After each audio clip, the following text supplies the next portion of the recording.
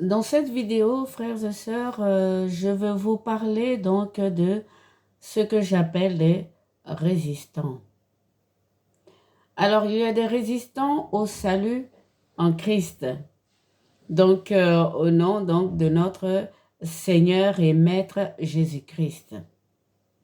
Moi, vous vous en doutez, je suis chrétienne, puisque ce que je fais, c'est de l'évangélisation.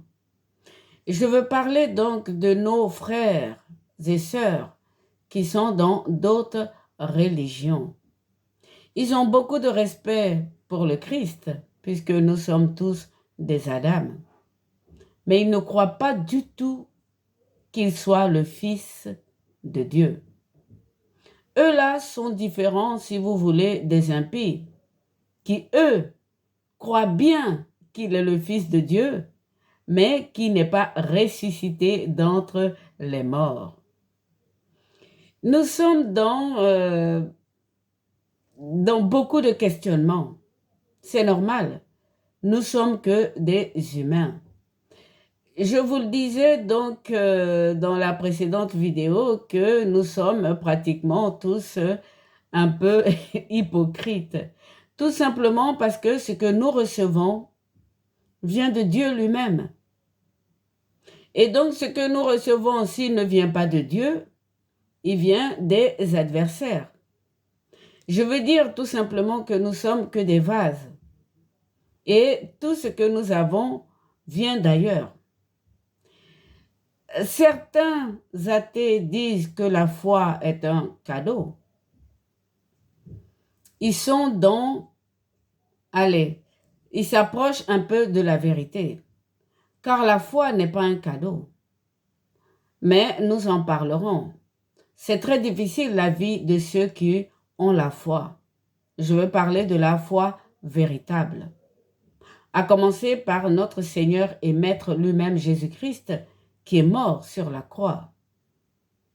Et lui-même qui a dit, heureux ceux qui croient sans avoir vu. Ou du moins, si je veux continuer dans ce sens, qu'il ait dit que chaque jour suffit sa peine. Toutes ces paroles donc sont pour les chrétiens, ceux qui ont foi en Jésus-Christ. Ce n'est pas un long fleuve tranquille.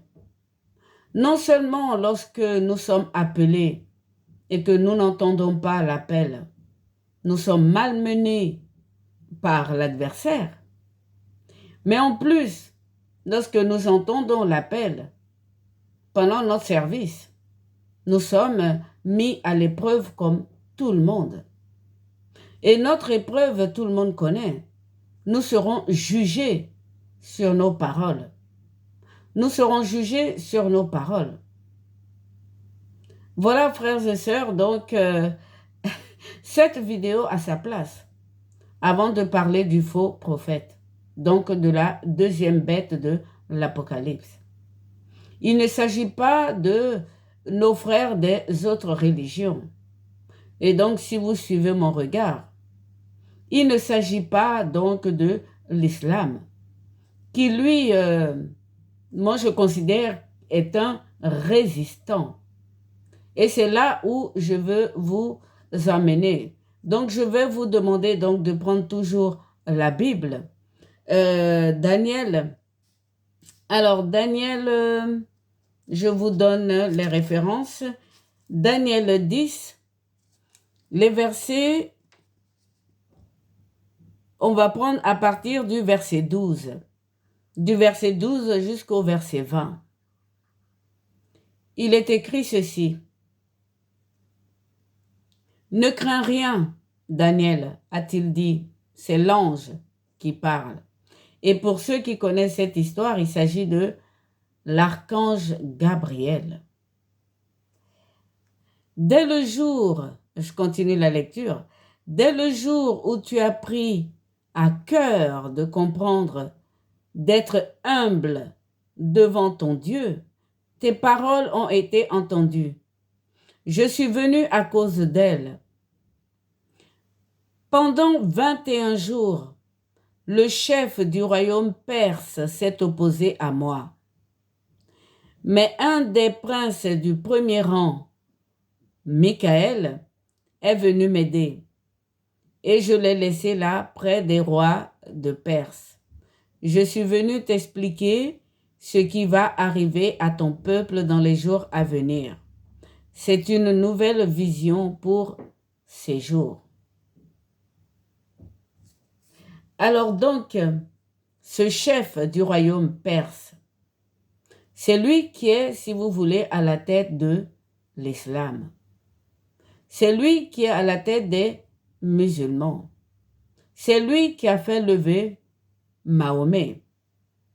Donc vous voyez que cet homme Mahomet, qui est un vase comme nous, n'est pas le faux prophète du diable. Car le diable est un diviseur. Le diable déteste les Adam. Le diable n'est pas un Adam. Mahomet est un Adam. Le chef du royaume perse est un Adam. L'archange Gabriel est un Adam. Pour ceux qui en doutent, je continue un peu la lecture et ensuite on en parlera. Il est écrit ceci. C'est une nouvelle vision pour ces jours. Il disait cela, je baissais la tête en me taisant. Mais comme l'apparence d'un fils d'Adam touchait mes lèvres, comme l'apparence d'un fils d'Adam me touchait les lèvres, j'ai ouvert la bouche, moi, j'ai parlé à celui qui était devant moi. Vous voyez que les anges ont l'apparence des fils d'Adam. Mais je continue. Plus loin, il est écrit ceci. N'aie pas peur, homme aimé de Dieu. Paix avec toi, sois fort, sois fort. Qu'il m'a dit, cela m'a rassuré. Je lui ai dit, parle mon Seigneur, tu m'as rassuré. Est-ce que tu sais pourquoi je suis venu te voir? A-t-il dit. Je vais retourner affronter le chef de Perse. Maintenant, quand je serai parti me battre, le chef de Yavan, viendra. Mais je te dirai ce qu'il y a dans l'écriture de vérité. Il n'y a personne, à part votre chef Michael, qui me fortifie contre eux. Vous voyez, frères et sœurs, que ces résistants, c'est pour seulement un temps. Prenons le chef de Yavan, c'est-à-dire tout simplement celui qui chapeautait le bouc, qui chapeautait la Grèce, qui chapeautait Alexandre le Grand, la patte de l'ours. Je fais une petite parenthèse historique. La Vierge Marie est apparue pour ceux qui croient, ou du moins, je dirais, la mère de Dieu est apparue en Espagne ou au Portugal pour demander la conversion de la Russie. Et aujourd'hui, la Russie est convertie. Il y a beaucoup d'orthodoxes en Russie. On n'est pas parfait, nous les humains. Mais la terre est complètement, ou du moins, convertie. Donc vous voyez que ce chef du royaume perse qui chapeaute donc les musulmans, souvenez-vous, ce sont les béliers.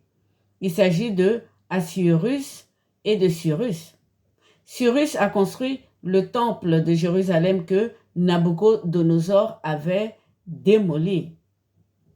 Frères et sœurs, ne vous attendez pas à ce que moi, je vous dise que Mahomet ou les musulmans représentent le faux prophète de la deuxième bête de l'Apocalypse. Ce n'est pas le cas. C'est que vous n'avez pas encore compris qui est votre adversaire, qui est le dragon.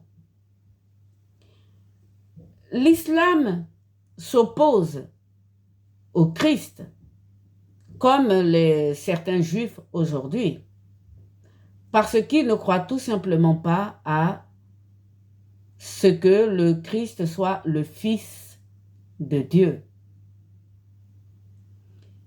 Ils ne croient pas comme des enfants. Ils ne croient pas comme vous et moi. Moi, je crois tout simplement comme un enfant. Et donc, je dis oui, Jésus-Christ est le Fils de Dieu. Si moi-même, je veux être fille de Dieu, il faut bien que notre Dieu, qui est amour, qui est tendresse, qui est immense, ait un lien avec nous. Et que ce lien soit le lien de parenté. Oui, Dieu est mon Père. Dieu est notre Père. Et c'est peut-être une foi d'enfant, mais je préfère avoir une foi d'enfant qu'une foi d'ignorance. Nos frères musulmans sont chapeautés donc par ce chef du royaume perse. Mais il n'est pas plus fort que l'archange Michael. Maintenant, venons donc à leurs œuvres. Parce que nos frères musulmans qui rejettent donc le Fils de Dieu, le salut en Christ, qui est une grâce, comptent sur leurs œuvres. Je suis désolée de le dire. S'ils ne le savent pas, ils comptent sur leurs œuvres. Et il est écrit en Isaïe 64, le verset 5, « Nous sommes tous comme des impurs. » Je le répète, nous sommes tous comme des impurs. Et toute notre justice est comme un vêtement souillé. Eh oui, c'est Dieu qui l'a dit dans la bouche de Isaïe. Croyez-moi, Isaïe sait de quoi il parle. Parce que lorsque ce prophète puissant est monté au ciel, il a craint à cause de la sainteté du lieu. Les anges ont pris de la braise pour mettre sur ses lèvres pour les purifier. Donc, lorsque Isaïe dit que nous sommes tous comme des impurs, il sait de quoi il parle. Et donc, notre justice, notre petite justice de vertu que font les musulmans et l'islam, ce n'est pas ça qui nous rachète. Pour Dieu, ce sont des vêtements souillés. Je m'explique, frères et sœurs. Moi, je donne des petites pièces et c'est ce que nous faisons tous. On donne nos superflus aux pauvres qui sont dans la rue. Est-ce que vous avez vu que leur situation a changé? Aucunement. Et même si on fait ça, que ça les aide un peu, non seulement ça ne les sort pas de la rue, mais nous ne pouvons pas non plus les convertir. Tout vient du Saint-Esprit, frères et sœurs. Tout vient du Saint-Esprit. Donc les musulmans, pour moi, et d'autres religions, les Indiens ou, je sais pas, la scientologie, tous ces gens qui ne croient pas en Jésus-Christ, ceux-là pour moi sont des résistants. Ils sont des résistants comme exactement ce qui est écrit dans la Bible. Le chef du royaume de Perse s'est opposé à moi.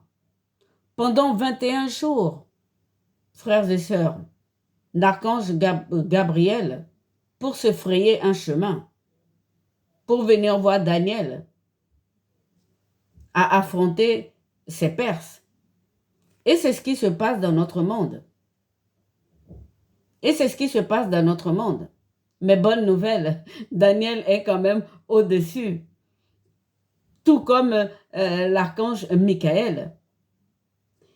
Ça a été pareil pour le roi de Javan. Lui aussi, il s'est opposé jusqu'à ce que Dieu intervienne. Il a cassé sa corne pour faire pousser 4 autres cornes, c'est-à-dire l'Allemagne, l'Espagne, Portugal, la France et l'Angleterre. Regardez mes précédentes vidéos, j'en parle. Donc, vous voyez, frères et sœurs, notre charité, c'est des vêtements souillés. Et pourtant, beaucoup de personnes comptent sur ça. Notre justice aussi, c'est des vêtements souillés par rapport à ce que Dieu peut faire. Nous sommes tous comme des impurs. Ce n'est pas la peine de s'habiller en vêtements blancs. Mais si, on peut le faire, puisque quand on se lave, je vais dire, vous comprenez ce que je veux dire, je vais le relire. C'est Isaïe 64, verset 5. Vous pouvez prendre votre Bible. Il est écrit, nous sommes tous comme des impurs devant la gloire de Dieu. Le Christ nous dit ceci en Jean 5, les versets 43 à 45, je viens de le lire. Il dit, je ne reçois pas mon éclat des hommes. De quel éclat il parle? Il parle de l'éclat de la transfiguration. Ses vêtements sont devenus blancs d'une blancheur que on ne peut pas produire sur la terre. Jésus-Christ s'est transfiguré. Pourtant, il était avec les mêmes vêtements avec nos frères les apôtres. Donc, vous voyez que le Christ, dont il refuse la royauté, dont il rejette la parole, pas entièrement, parce que la plupart maintenant le reconnaissent comme un prophète. Ils le reconnaissent tout simplement pas comme Dieu et Fils de Dieu. Jésus-Christ, dans cette transfiguration, a montré ce que j'appelle l'éclat de Dieu. Donc vous voyez, les musulmans, les Indiens, les hindous et toutes les religions qui peuvent se trouver dans le monde, qui s'opposent aux chrétiens, c'est à cause des chefs qui sont dans le ciel. Et ces chefs sont des Adam. Et ces chefs sont des Adam, vous voyez? Et ils sont même en dessous du dragon, apparemment. Vous comprenez que moi, je ne considère pas donc l'islam et Mahomet comme le faux prophète dont je vais parler dans les prochaines vidéos. Ils sont tout simplement des résistants. Mais je continue, il est dit ceci, et c'est Luther qui le dit. Vous savez que moi j'ai confiance donc à l'enseignement de certains protestants, pas tous. Alors Luther dit ceci, le contraire du péché, ce n'est pas la vertu, frères et sœurs. Le contraire du péché, ce n'est pas la vertu. Ce n'est pas celui qui fume qui est un pécheur. Ce n'est pas la prostituée qui est un pécheur, bien on doit arrêter de fumer puisque ça nous tue, on doit arrêter la prostitution puisque c'est de l'impudicité pour Dieu. Tout ça, fait partie de nos vêtements souillés. Et donc, les musulmans, ou les hindous, avec leur foi, eux, ils cherchent plutôt la vertu. Je ne les juge pas. Dieu va les sauver parce que Dieu est amour. Je fais cette vidéo tout simplement pour vous qui me suivez. Il ne faut pas que vous vous dites « Ah, ben peut-être c'est parce que elle aime bien l'islam qu'elle dit ils ne sont pas le faux prophète. » Ils ne sont pas le faux prophète. Ce sont des Adam comme nous. Ils ont des chefs dans le 1er, 2e, 3e ciel. Tout comme a été le chef de Javan, donc le chef de l'ours. Vous voyez que Cyrus a construit le temple. Dieu lui a demandé de construire et donc il l'a fait. Il a agi promptement. Je l'ai lu dans les précédentes vidéos. Oui, frères et sœurs, le faux prophète, ne vous égarez pas. Je le dis, mais alors je vais le répéter. Si vous considérez le dragon comme un oiseau, vous faussez la traduction de la Bible. Mais je continue. Qu'est-ce qu'il nous dit Luther? Le contraire du péché, ce n'est pas la vertu. Le contraire du péché, c'est la foi. Vous voyez pourquoi la grâce que Dieu nous a faite dans son Fils Jésus-Christ, le salut, c'est la foi qui nous sauve. Rien d'autre ne peut nous sauver. Et le Seigneur Jésus-Christ le dit, celui qui croit en moi vivra. Il est le Fils de Dieu, il est Dieu. En tout cas, moi qui crois donc comme un enfant, voici ma vision.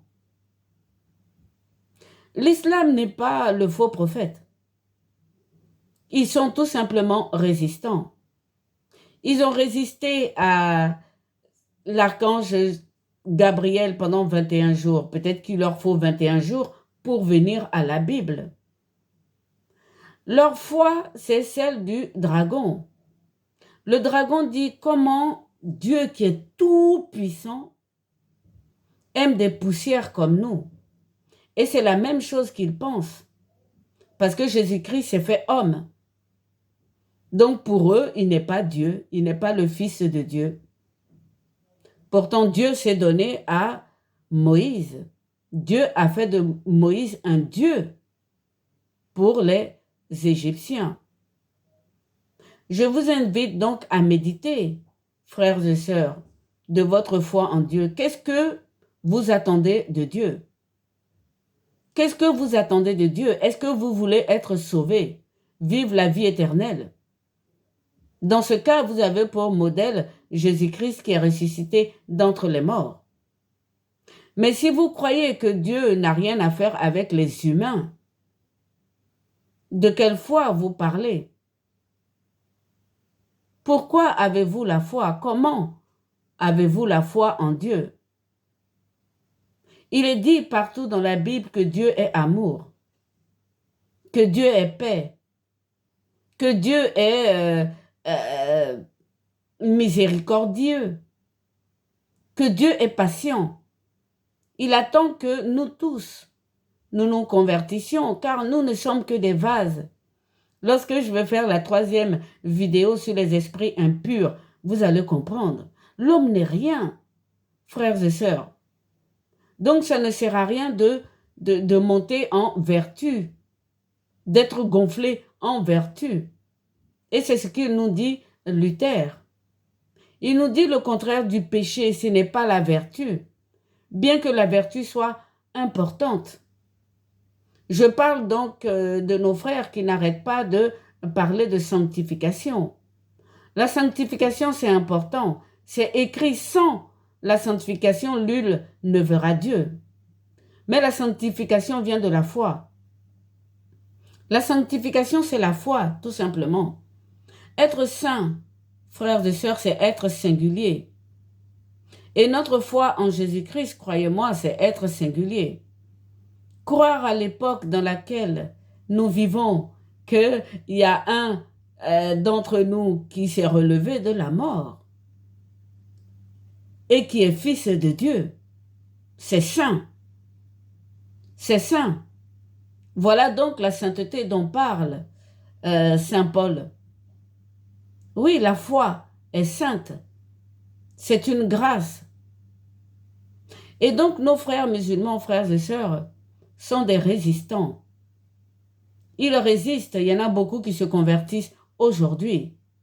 Ils résistent. Mais ils se convertiront, je l'espère, pour eux.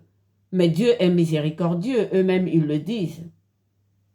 Qu'ils méditent sur leur foi. Est-ce qu'ils veulent d'un Dieu Père ou ils veulent d'un Dieu fouettard?